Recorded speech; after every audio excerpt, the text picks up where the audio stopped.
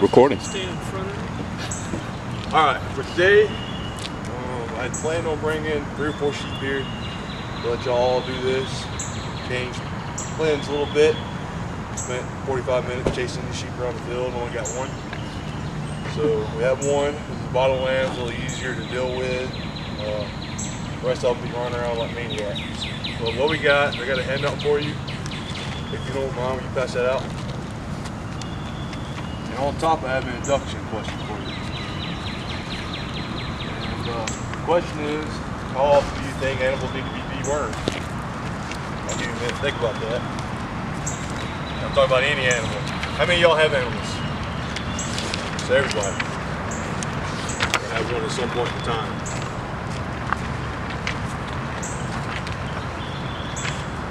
So how often do you deworm? Once a year. Like once a year? Sir? Every 6 months. Every 6 months? I would think you would check them every month. Every month. Every 3 months. So you got different answers there, and it's different between species. All right, production animals, a lot of your old school producers, they think it's better to deworm every 3 to 4 months. So, you know, going with the seasons, how everything changes. Well, one of the problems is you're starting to build up resistance to the drugs. When you deworm an animal, not all the parasites get removed. That's become a big issue. And studies been shown that we have a lot of resistance building up. And one reason I decided to bring in a sheep today is just to show you one of the methods, one of the tools they come up with to determine if the animal really needs to be dewormed. And because right now in the state of Georgia, 3 out of 4 dewormers are almost ineffective. Anyone ever heard of Valbasin? Any on production? Probably not. Valbasin's a dewormer, one of the first ones they come out with to actual worm animals. It has no effect at all in some of the herds in the state because it was used so much or overwormed.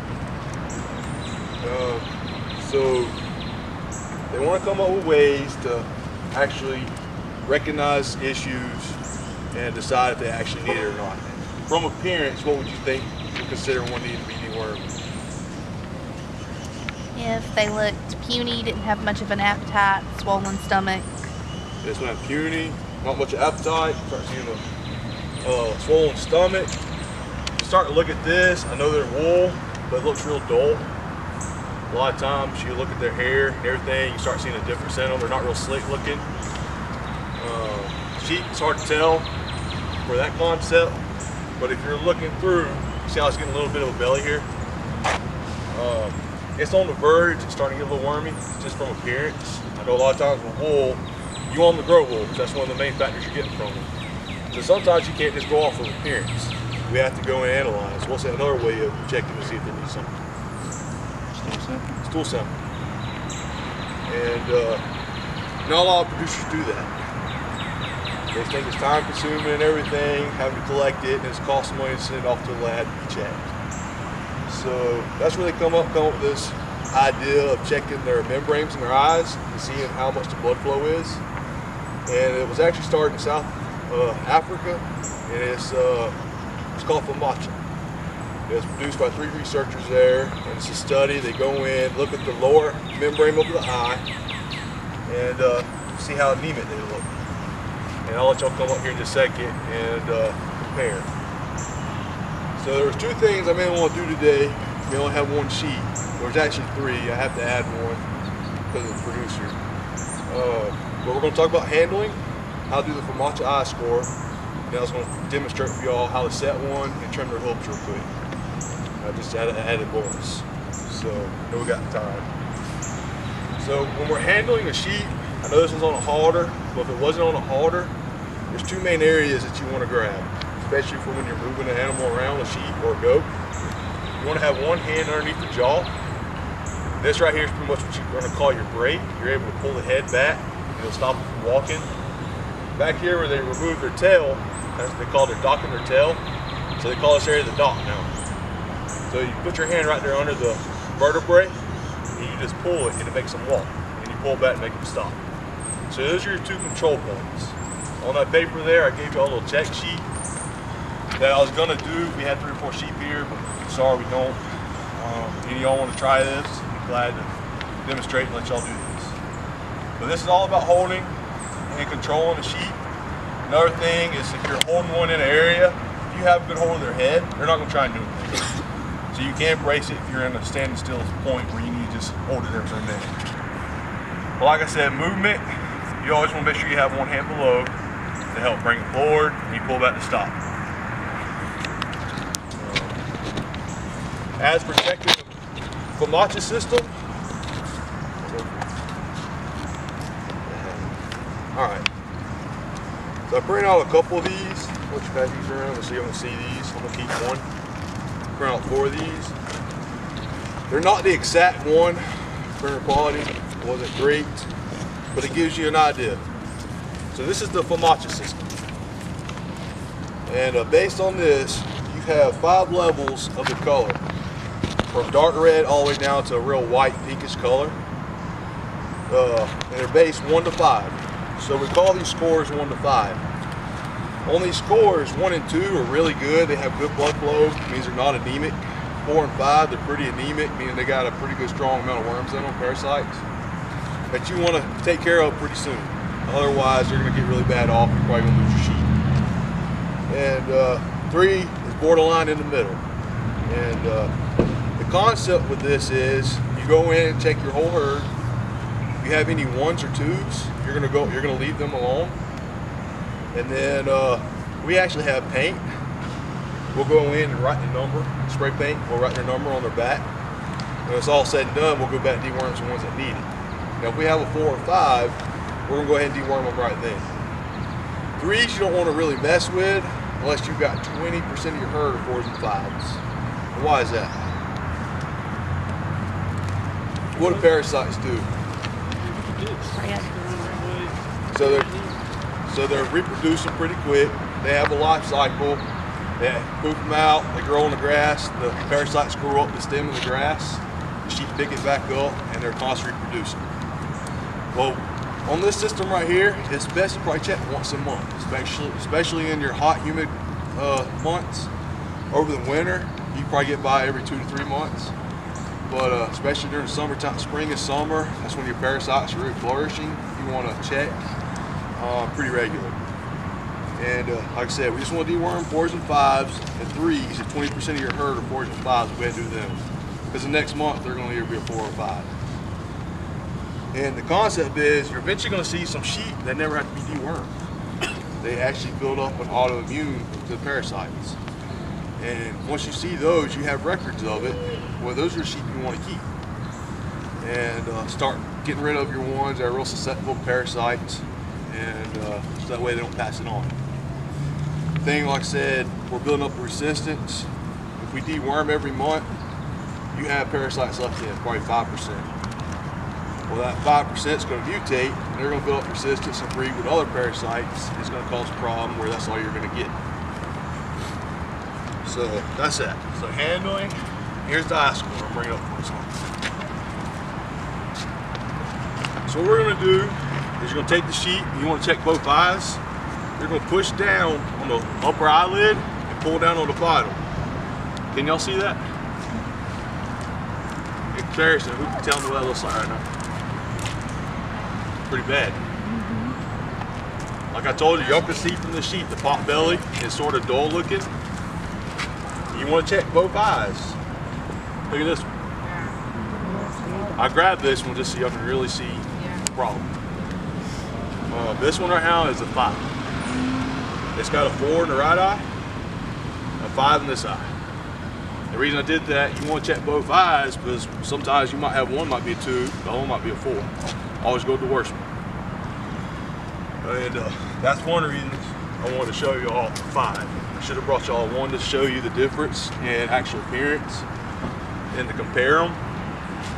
But like I said, it's so hot, hadn't had a lot of rain, parasites are really jumping right now.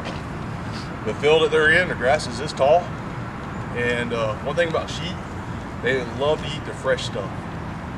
The stuff's about this tall, they're gonna go for it first. If you got a pasture that's already this tall, they're not gonna eat it. You wanna go in and mow it down and start over. And that's just because they like the stuff down at the bottom. One thing about stuff on the bottom, what do you have in the morning? Good. Dew. Parasites flourish in the dew, cause them to come out and start growing up. They start eating first thing in the morning, they lay out during the middle of the day.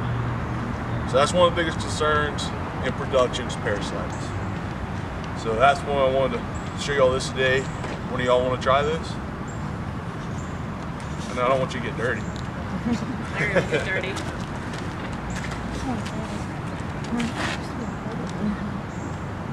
So you're able to see that bottom membrane? Yeah. Like I said, that's composite with matcha.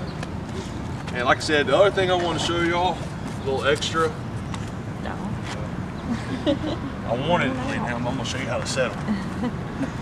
All right, proper procedure for setting a sheep is you want to be extra careful. I know this is a little one, so it's a little easier to do, but I want to show y'all. Depending on if you're left-handed or right-handed, but you're going to lay them up against your body. You're going to try and put your knee in their flank on one side, your hand in the flank on the other side, and bring their head around to their shoulder. When you bring their head around their shoulder, you trip them over your foot, and they sit down. Once they sit down, they don't move. So they'll just lay there. It's like a control mechanism. They realize that you got a hold of them. They just lay there and you can do whatever. So it can't like. You come up and do whatever you want to right now. Jump upwards. Motion. Got to see those? All a pair of those? Thanks, sir. What I do when I get home. Well, yeah. So I'll show you. The other thing is, with sheep, a lot of times their hooves, people don't realize you have to trim their hooves about every 6 to 8 weeks, especially when it's dry like this. If you're in a rocky area, got a lot of rock stuff, they're fine. All I do is come in. This one's pretty much been done not too long ago. If I look at it, what we do is we trim around the edges. So it's just like the trimming your nails, you're trimming around the edge. Like I said, this one, I'd probably say it was done last month. And he done a really good job. Not much there. How do you know how much to do?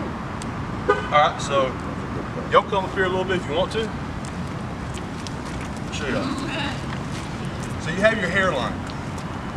You want your hoof to be parallel with your hairline when you're trimming. So also in the bottom of your hoof, this is just like rubber. You feel it, mash it, feels just like rubber. You want it as smooth as possible. So you trim it down to the center of this. Like I said, your growth's only on the edges. So we trim around. If you'll notice right here where I cut this side, that white line, you don't want to go below the white line. You guys want to see. But there's a little white line, you don't want to go past that. Well, that white line will come all the way around, that's where you stop. And sometimes they'll get little crevices like this. You just want to clean them out. You don't want to get dirt in there, especially when it rains. Bacteria gets in, it's anaerobic bacteria, they both quit rotting. So that's the main emphasis with production of sheep. The biggest concern is taking care of the hooves and parasites. It's a lot of work, but it's rewarding in the end. You get meat, wool, and like I said, it's a lot of work. Got any questions? For matcha? Alright, so that system right there is done for goats and sheep. We're actually doing a study now, working with some cattle, checking. A lot of times, people are sent off fecal samples. You really get a good idea of what type of parasite it is. That system right there is really for the barber pole worm. The scientific name for that is Botsky tortoise. And like I said, it originated, was a big concern in South Africa, but we have it here. There's 3 drugs right now that they use, levamisol, cydectin, and ivermectin, to kill it. And they've all got a strand that's resistant to the drugs. And currently, there's a new drug in Australia that'll wipe it out. But it's not FDA approved yet. But recent research has shown that it was started, I think, 4 years ago in Australia. There's already a strand that's resistant to it. So I mean, it's just that people are overdoing it, not realizing it. So that's one of the concerns in all production aspects, is trying to deworm too much, you build up resistance. Time's up. Any other question? Are black or white hooves easier to trim?